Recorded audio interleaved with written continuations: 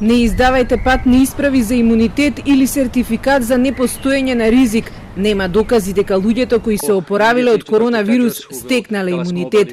Ова е најновото предупредување од Светската здравствена организација, откако властите во Чиле најавија дека ќе почнат со издавање на здравствени пасоши на граѓаните кои оздравеле од заразата, сметајќи дека нивниот организам создал антитела и ќе можат да се вратат на работа.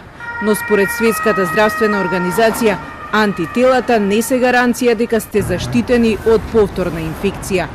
И додека над 80 тимови работат на откривање на вакцината, одговор се бара и од Кина, каде првично се појави болеста.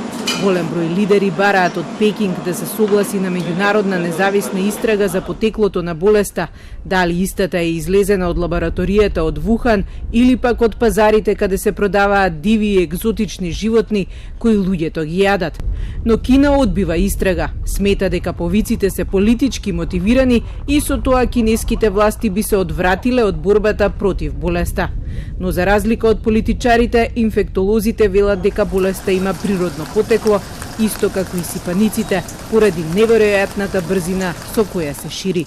I think if it's engineered in a lab, it usually isn't quite as fit, meaning that it can't spread as much. Usually when people make a pathogen, like they try to engineer smallpox, for example, it can be lethal, but nothing is as good as something that's natural because, again, avian flu, Ebola, all of these things came from the environment. And they spread very quickly because nobody has seen them before.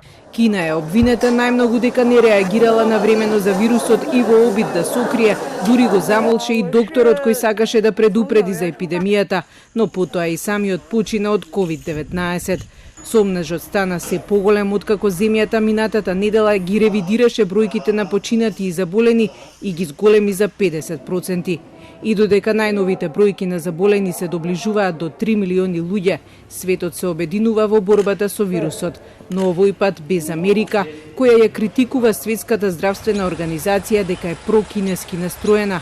Сепак, оваа глобална иницијатива има за цел да ја забрза работата на пронаоѓање лекови, тестови и вакцина. Past experience has taught us that even when tools are available, they have not been equally available to all. We cannot allow that to happen. Далеко е излезот од пандемијата, сметаат виролозите. Маските уште долго ќе ги носиме. Ситуацијата е различна во сите земји, а зголемените инфекции се должат на непочитување на мерките за време на великденските празници. Болеста се шири во затворен простор, па затоа добро е да сме надвор на социјална дистанца.